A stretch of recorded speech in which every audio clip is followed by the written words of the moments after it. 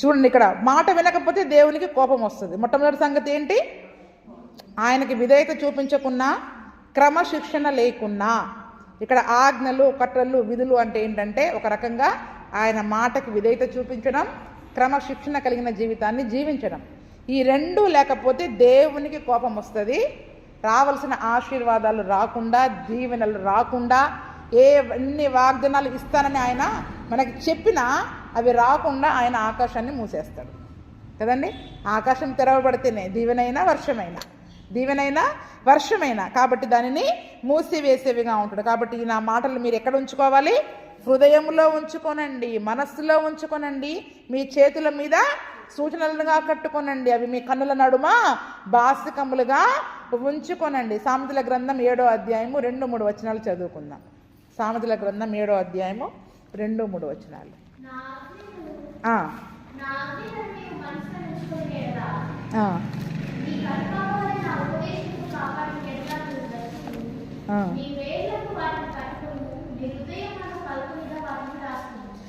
ఏమంటున్నాడు? నా ఆజ్ఞలను ఎక్కడ ఉంచుకోవాలి? మనస్సులో ఉంచుకోవాలి. ఇక్కడ ఏమంటున్నాడు మరి? ఇక్కడ మీరు నా మాటలు మీ హృదయంలో ఉంచుకోండి, మనసులో ఉంచుకోవాలి. హృదయం ఎక్కడ ఉంటుంది? మనసు ఎక్కడ ఉంటుంది? ఇక్కడ ఉంటుంది. ఇది మైండ్ అంటారు. మనసు అంటే ఏంటి? బుర్ర. మన బుర్రలు ఉన్నాయి కదా, బుర్ర, మతి అంటాం, చూసావా? మతి, మైండ్ ఇక్కడ ఉంటుంది. అంటే ఆలోచన ఎక్కడి నుంచి వస్తుంది? హృదయం ఇది, మనస్సు ఇది. కాబట్టి హృదయం వేరు, మనస్సు వేరు. హృదయం అంటే హార్ట్, గుండె. మనస్సు అంటే మన తలంపు, మన ఆలోచన, మన మైండ్, మెదడు ఆలోచించే విధానం అన్నమాట. కాబట్టి ఇక్కడ ఉండాలి. ఇక్కడ ఉంటే సరిపోదు, ఇక్కడ ఉంటేనే కదా నడిపించేది. ఎందుకంటే మన మెదడు నుండే అన్ని ఆలోచనలు ఎక్కడికి వెళ్తాయి? కాలుకి. కాలు వేయకూడని చోట అడుగు వేస్తూ ఉంటుంటే ముందు మెదడు నుంచే ఏం వస్తుంది ఆలోచన? అక్కడ నిప్పులు ఉన్నాయి, లేకపోతే ముళ్ళు ఉన్నాయి, అక్కడ కాలు వేయకు, పక్కన కాలు వేయని ఎవరు చెప్తారు? పొరపాటున వేసామనుకో, కళ్ళు ఎడబెట్టుకొని నడిసామని అంటావు. తల్లిదండ్రులు ఏమంటారు? కళ్ళు ఎక్కడ పెట్టుకొని చూసావు, నీ బుర్ర ఎక్కడుంది, ఇంతకన్నా ఇంత నష్టం జరుగుతుంటే నీ బుర్ర ఏమైపోయింది అనుకుంటాం కదా. అంటే దేవుని వాక్యము మన తలంపులలో, మన హృదయంలో ఉండాలి. ఇక్కడ ఉంటే ఇక్కడికి జ్ఞాపకం చేస్తుంది. ఏం చేస్తుంది? గుండె నుండి ఇక్కడికి సరఫరా ఉందా లేదా? సరఫరా ఆగిపోతే, ఇది పని చేయకపోతే మనిషి పాడైపోయినట్టే. ఈ గుండె పని చేయకపోయినా మనిషి పాడైపోయినట్టే కదా. తలలో మెదడు లేకపోయినా, గుండె లేకపోయినా, రెండు అతి ముఖ్యమైన మనిషి బ్రతకడానికి అతి ముఖ్యమైనవి అవి. ఆ రెండిటిలో ఏది బాగలేకపోయినా మనిషి ఏ రీతిగా అయితే జీవత్యం వల్ల పడిపోతాడో ఆత్మీయ స్థితి కూడా అలాగే ఉంటుంది. మన ఆత్మీయ స్థితి కూడా అలాగే ఉంటుంది. అందుకనే హృదయంలో ఉంచుకోండి, మనసులో ఉంచుకోండి. ఇక్కడ ఉందనుకో, మనం పొరపాటున ఏదన్నా తప్పు చేయబోతుంటే వాక్యం ఏం చెప్తుంది? అలా చేయకూడదు కదా, వెంటనే నిన్ను గద్దిస్తుంది. అవునా? ఈ చెయ్యి పాపానికి పోయినా, కాలు పాపానికి పోయినా, అగ్నిలో పడకుండా, గుంటలో పడకుండా ఎలాగైతే మామూలుగా శరీర సంబంధమైన మెదడు పనిచేస్తుందో అదే రీతిగా మన మనస్సులో ఉండే ఆ యొక్క ఆజ్ఞలు మనల్ని ఏం చేస్తాయి చెప్పండి? కాపాడుతాయి. ఎందుకని ఆజ్ఞలను నువ్వు మనసులో ఉంచుకుంటే, కంటి పాప వలె నా ఉపదేశాన్ని కాపాడితే నువ్వు బ్రతుకుతావు. లేకపోతే పోయి గుంటలో పడతావో, అగ్నిలో పడతావో, ఎక్కడ పడతావో, యాక్సిడెంట్ అయిపోయి పోతాం. యాక్సిడెంట్ అయిపోయి డైరెక్ట్గా ఎక్కడికి వెళ్ళిపోతాం? నరకానికి వెళ్ళిపోతాం. బ్రతుకుతావు అని ఎందుకన్నాడు చెప్పండి? ఈ రెండు పని చేయకపోతే మనిషి బ్రతకడు. అదే రకంగా ఆత్మీయ జీవితంలో కూడా వాక్యం ఇక్కడ లేకపోతే మనిషి ఆత్మీయంగా చనిపోయిన వాడితో సమానం. ఎందుకంటే ఇక్కడ ఉంటేనే అది మనల్ని ఏం చేస్తుంది? నడిపిస్తుంది. అందుకే దాన్ని ఎలా కాపాడుకోవాలంట? కంటి పాపలాగా. ఈ కంటి పాప ఎంత జాగ్రత్తగా కాపాడుకుంటాం చెప్పండి? దుమ్ము రాగానే కళ్ళు మూసేసుకుంటాం, ఇలాగా ముక్కు మూసుకుంటాం, కళ్ళు మూసుకుంటాం, అన్నీ జాగ్రత్తగా కాపాడుకుంటున్నాం. కానీ ఇక్కడ ఉండాల్సిన ఆజ్ఞలని, వాక్యాన్ని మాత్రం నిర్లక్ష్యం చేస్తున్నాం. అందుకని కను పాప వలె నా ఉపదేశాన్ని నువ్వు కాపాడుకో. ఇక్కడ పెట్టుకోవడమే కాదు, దాన్ని ఏం చేయాలి? అది బయటికి పోకుండా కాపాడుకోవాలి. అపవాదం వచ్చి ఎత్తుకొని పోకుండా కాపాడాలి.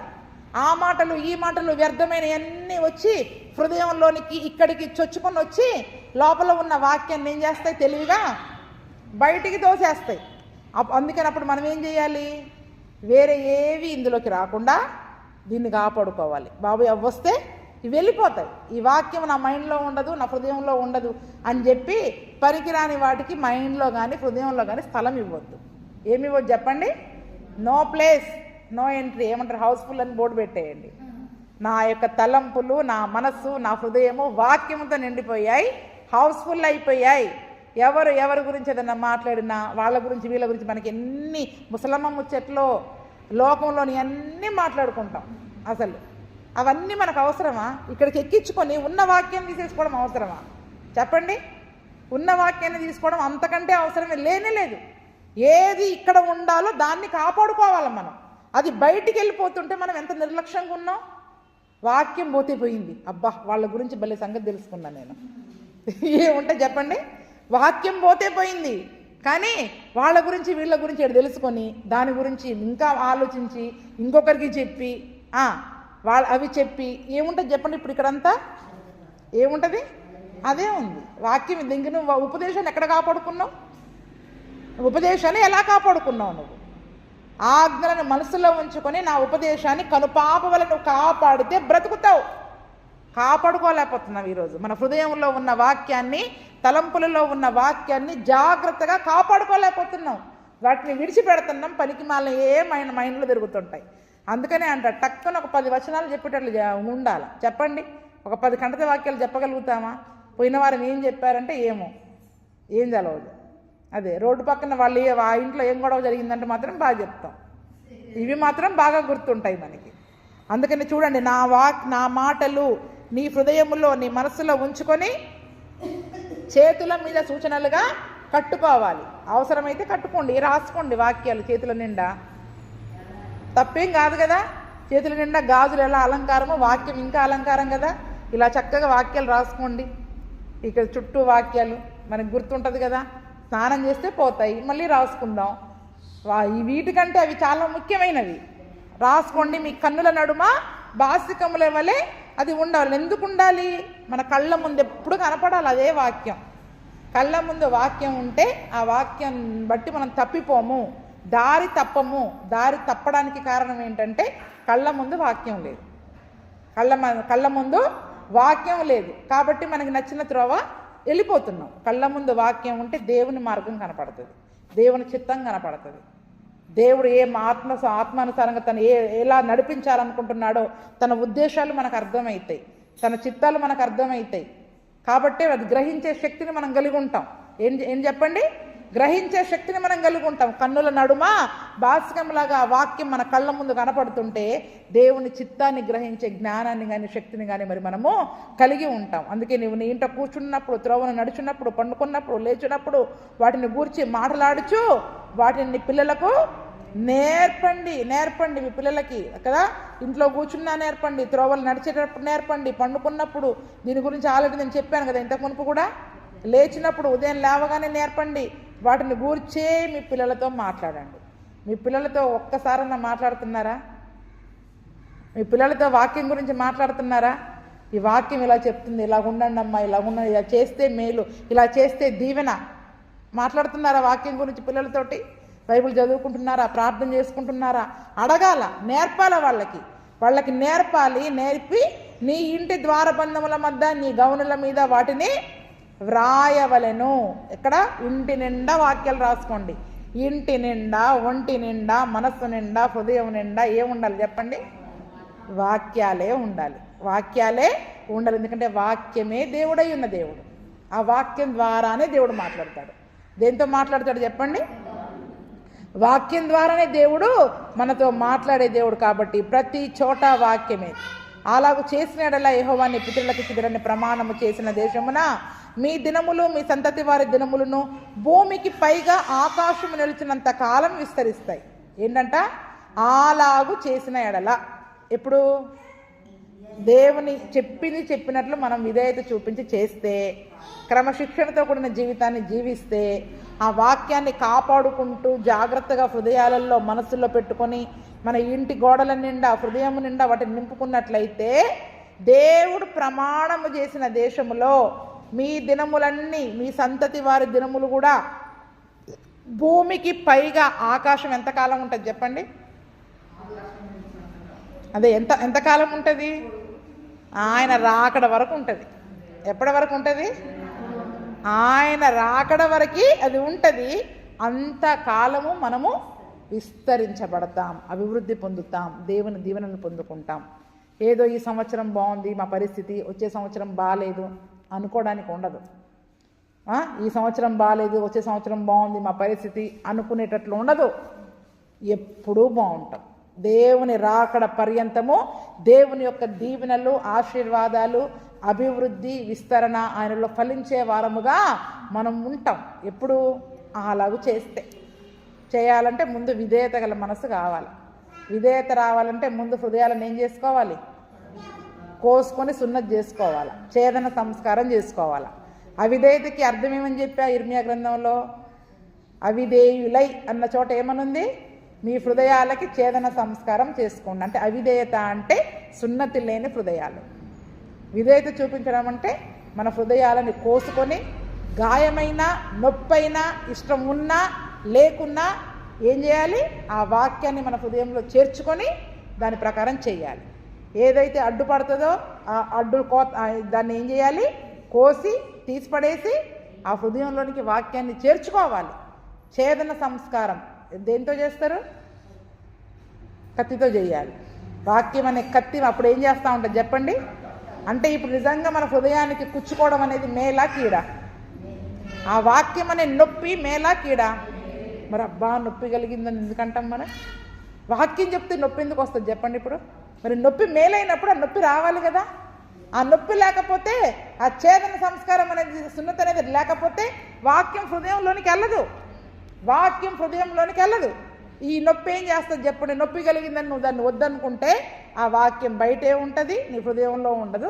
ఆ హృదయంలో నుంచి ఇక్కడికి అసలుకే వెళ్ళదు, అక్కడికి వెళ్ళనే వెళ్ళదు. అందుకనే మనం ఏం చేయాలి? విధేయత కలిగి అలాగూ చేస్తే దేవుని రాకడ, ఆకాశం ఎంత కాలం ఉంటుందో భూమికి పైన ఆకాశం అంతకాలము మీరు మీ సంతానాలు విస్తరించబడతారు. మీరు మీ దేవుడైన యెహోవాను ప్రేమించి ఆయన మార్గంలన్నిటిలో నడుచుచు ఆయనను హత్తుకొని మీరు చేయవలెనని నేను మీకు ఆజ్ఞాపించు ఆ ఆజ్ఞలన్నిటినీ అనుసరించి జాగ్రత్తగా నడుచుకోవాల్సిందే. ఏమంటున్నాడు? ఆయన ప్రేమించండి, ఆయన మార్గాల్లో నడవండి, ఆయన్ని హత్తుకొనండి, మీరు చేయవలని నేను చెప్పిన వీటన్నిటిని జాగ్రత్తగా చేయండి. అప్పుడు యెహోవా మీ ఎదుట నుండి ఈ సమస్త జనములను వెళ్ళగొడతాడు. మీరు మీకంటే బలిష్ఠులైన గొప్ప జనముల దేశములను స్వాధీనపరుచుకుంటారు. మీరు అడుగుపెట్టు ప్రతి స్థలము మీది అగును. అరణ్యము మొదలుకొని లెబానోను వరకు, యూఫ్రటీస్ నది మొదలుకొని పడమటి సముద్రము వరకును మీ సరిహద్దు వ్యాపించును. ఏ మనుష్యుడి మీదట నిలవడు. తాను మీతో చెప్పినట్లు మీ దేవుడైన యెహోవా మీరు అడుగుపెట్టు దేశమంతటి మీద మీ బెదురు, మీ భయము పుట్టించును. చూడండి ఎంత గొప్ప వాగ్దానాలు ఉన్నాయి. ఇవన్నీ ఏంటి? చదువుకోవడానికా? చదువుకొని బాగున్నాయి అనుకోవడానికా? అనుభవించడానికి, స్వాధీనం చేసుకోవడానికి. ఏం చెప్పండి? అనుభవించడానికి, మనం స్వాధీనం చేసుకోవడానికి, ఇవన్నీ మన జీవితంలో జరగడానికి దేవుడు ఇవన్నీ కూడా రాయించాడు.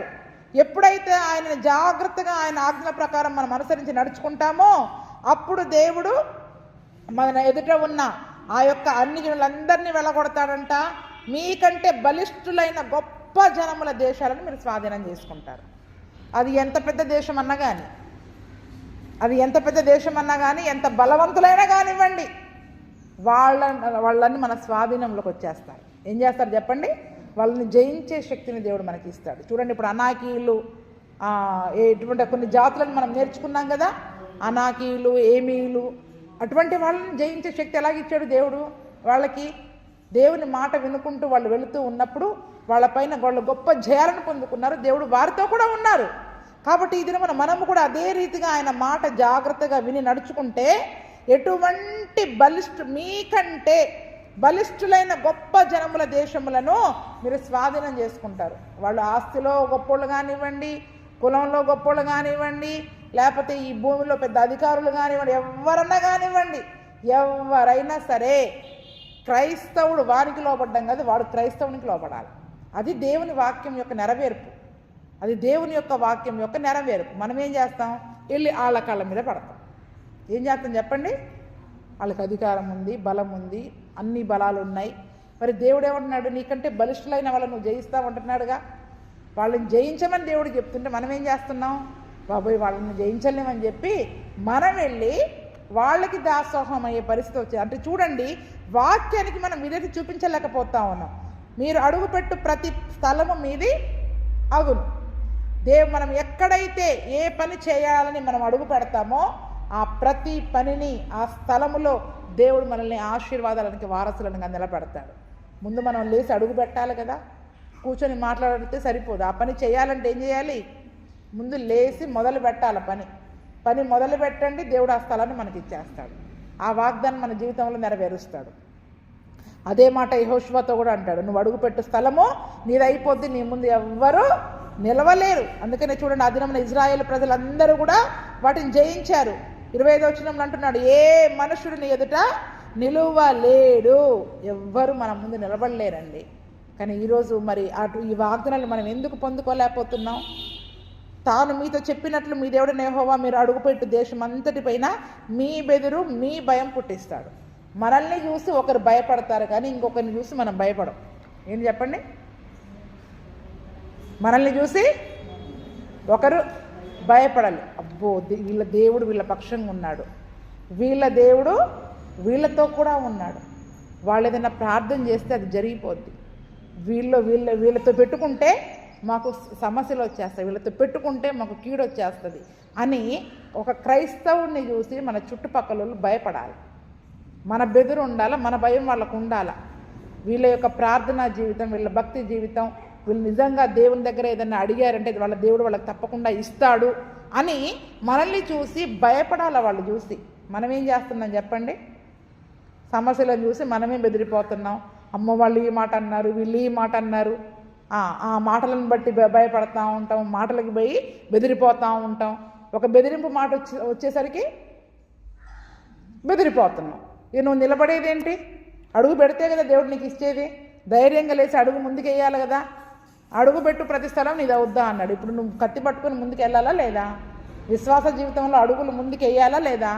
ఆ భయాన్ని చూసి నువ్వు అడుగు వెనక్కి వేసావనుకో, ముందు స్థలాలు ఏవి మనవి కాదు, ముందు దీవెనలు ఏవి మనవి కాదు.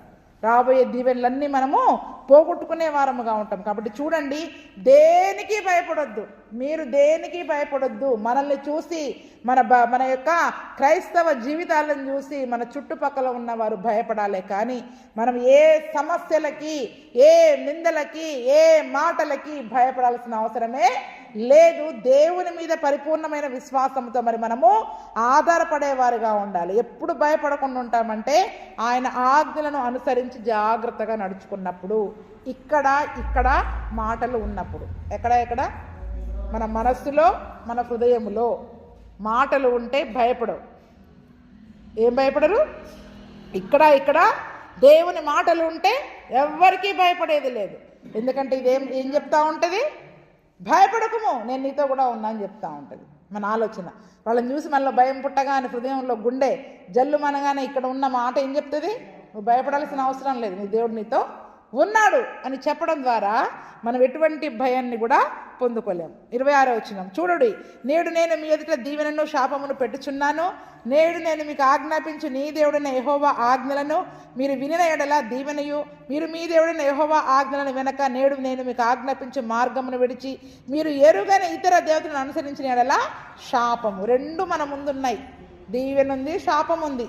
ఏది కోరుకోవాలో అది మన చేతిలో ఉంది. 29వ వచనం, కాబట్టి నువ్వు స్వాధీనపరుచుకునబో దేశమున నీ దేవుడైన యెహోవా నిన్ను చేర్చిన తర్వాత గెరిజీమను కొండపైన ఆ దీవెన వచనమును, ఏబాలు కొండ మీద ఆ శాప వచనమును ప్రకటింపవలెను. అవి యోర్దాను అవతల సూర్యుడు అస్తమించు మార్గము వెనక మోరేలోని సింధూర వృక్షములకు దాపున గిల్గాలులకు ఎదురుగా ఉన్న అరాబాలో నివసించు కనానీయుల దేశం మందున్నవి కదా. మీరు చేరి మీ దేవుడైన యెహోవా మీకు ఇచ్చుచున్న దేశంలో స్వాధీనపరుచుకున్నటకు ఈ యోర్దానును దాటబోచున్నారు. మీరు దాన్ని స్వాధీనపరుచుకుని దానిలో నివసించెదరు. అప్పుడు నేను మీకు నియమించుచున్న కట్టడలన్నిటినీ, విధులన్నిటినీ మీరు అనుసరించి గైకొనాలి. ఇంకా ఏమని సెలవిస్తున్నారు? దీవెన, శాపం రెండు పెట్టారు. ఆ దేశంలోనికి వెళ్ళిన తరువాత చేయవలసిన సంగతి ఇక్కడ మోషే చెప్తా ఉన్నాడు. ఏంటి? మీరు స్వాధీనపరుచుకున్నాక ఆ దేశంలోకి వెళ్తారు కదా, ఎందుకంటే మోషే గారు రారు కదా అక్కడికి, కాబట్టి మీరు ఈ పని చెయ్యాలి. ఏం చెయ్యాలంట? గెరిజీము కొండ మీద ఎక్కి అక్కడ దేవుడిచ్చే దీవెనలన్నీ చదవాలి. ఏం చదవాలి? గెరిజీము అనే కొండ మీద ఎక్కి దేవుడు ఇజ్రాయేలు ప్రజలకు ఇచ్చిన దీవెన వచనాలన్నీ చదవండి. ఆ తర్వాత పక్కన ఇంకో కొండ ఉంది. ఏ కొండది? ఏబాలు కొండ. ఏ కొండది? ఏబాలు కొండెక్కి అక్కడ శాపవచనాన్ని ప్రకటించాలి. ఎందుకు ఒకే కొండ మీద రెండు చదవద్దన్నారు? దీవెన వేరు, శాపం వేరు కదండి. అందుకనే దీవెననేమో గెరిజీము కొండెక్కి చదవాలి,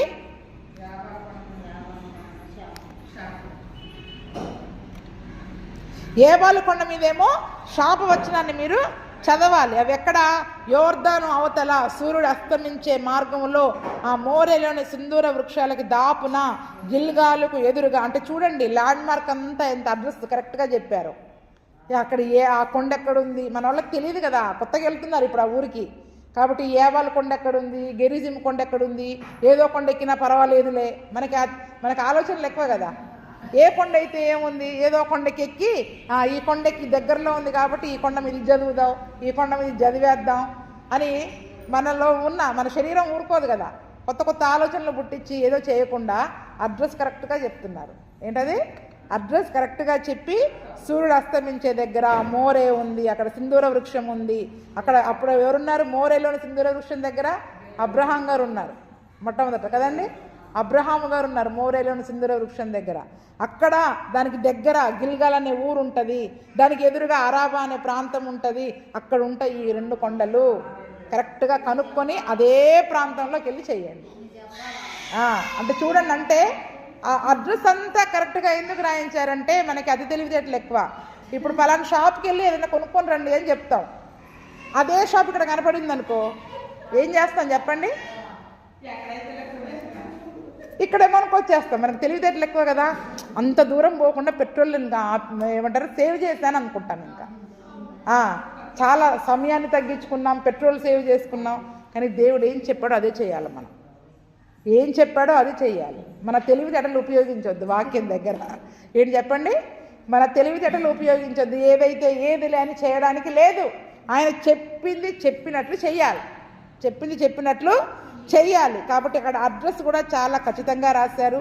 31వ వచనంలో మీరు చేరి మీ దేవుడైన యెహోవా మీకు ఇచ్చిన దేశాన్ని స్వాధీనపరచుకోవడానికి యోర్దాను దాటబోతున్నారు. మీరు దాటబోతున్నారు, అందులో నివసించెదరు. నివసించాక వీటిని మీరు ఏం చేయాలి? గై కొనాలి. ఇచ్చిన ఆజ్ఞలన్నీ కూడా మరి మీరు గై కొనాలి. అందుకనే ఆ దేశంలోనికి వెళ్ళగానే రెండు మన మైండ్లో ఉండాలి. ఏం చేస్తే దీవెనలు వస్తాయి, ఏం చేయకపోతే శాపాలు వస్తాయి. విధేయత చూపించకపోయినా, క్రమశిక్షణ లేకపోయినా కదండి. ఆజ్ఞలు, కట్టడలు, విధులు వీటన్నిటిని మనం మూటగట్టేసి రెండు చేసుకుందాం. ఏంటది? విధేయత, క్రమశిక్షణ. కొత్త నిబంధన కాలంలో ఆత్మను అనుసరించి క్రమంగా నడుచుకోవాలి మనం.